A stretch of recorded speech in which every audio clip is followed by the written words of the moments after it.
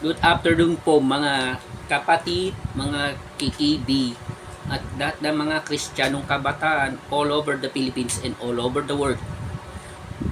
Isang pinagpalang hapon po sa inyo lahat.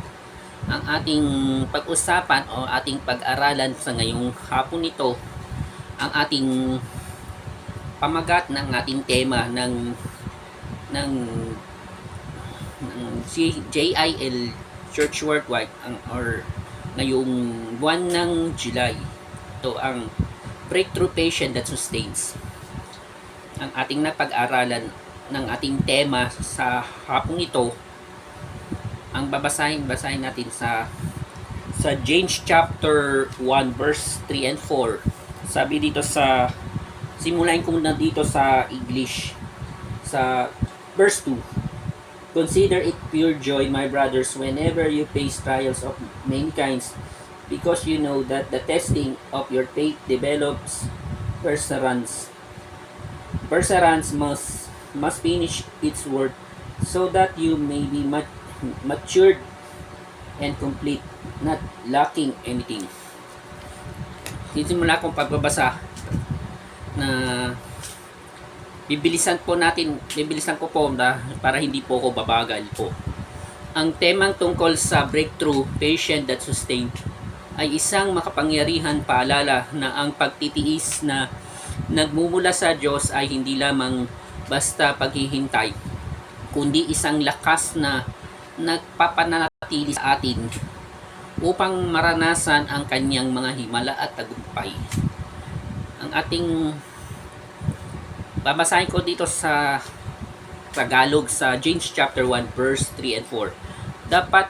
Dapat ninyong malaman na naging matatag ang inyong pananampalataya sa pamamagitan ng mga pagsubok, at dapat kayo magpakatatag hanggang wakas upang kayo'y maging ganap at walang pagkukulang.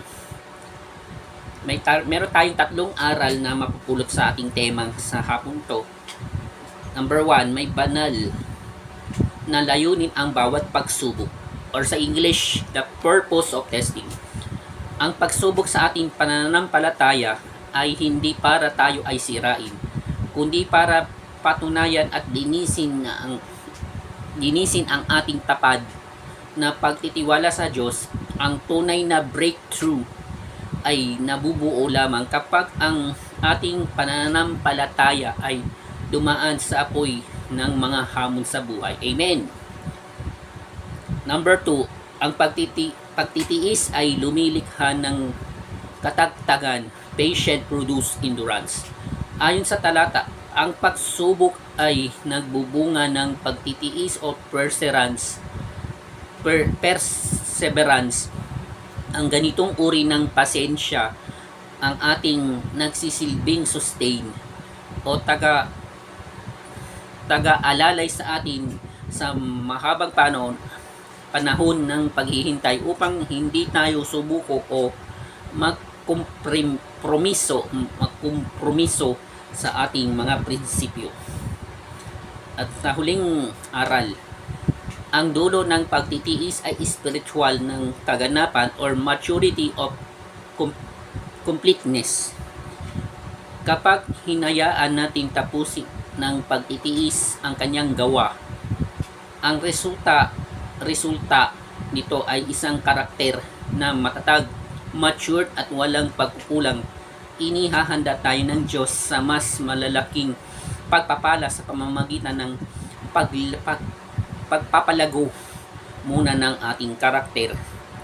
Ang ating pagtatapos o conclusion sa hapon ito, ang breakthrough patient that sustain ay ang susi upang mapanatili natin ang apoy ng pananampalataya at tamahasin ang buong pagpapanumbalik ng Diyos sa ating buhay. Ang pagtitiis ay hindi nanghuhulugan ng kawalan ng kilos. Ito ay ang aktibong pagtitiwala sa oras at plano ng Diyos habang nananatili tayong tapat sa kabila ng mga bagyo. Kung hahayaan natin hubugin tayo ng kanyang proseso, hindi lamang nating matatanggap ang ating hinihintay na breakthrough, kundi magiging ganap din ang ating pagkatao ayon sa disenyo ng Panginoon. Matatag, buo at handang-handa sa kanyang mga dakilang layunin. Meron tayong isang sinabi ng ating pinakamamahal nating pastor, si Pastor Alex, na club director. Tama sinabi dito sa English, a faith that is not tested be trusted. Dapat maging ang pananampalataya natin ay hindi tinitesting, kundi magtitiwala tayo sa ating Panginoon. Amen. Minsan pa isang pinagpapalang hapon po sa inyong lahat, mga kapatid, mga KKB, at sa lahat ng mga Kristiyanong kabataan at young adults all over the Philippines and all over the world. Ingat po tayong lahat and keep safe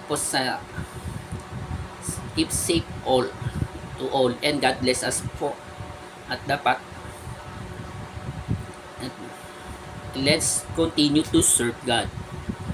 Amen and good afternoon po sa inyong lahat.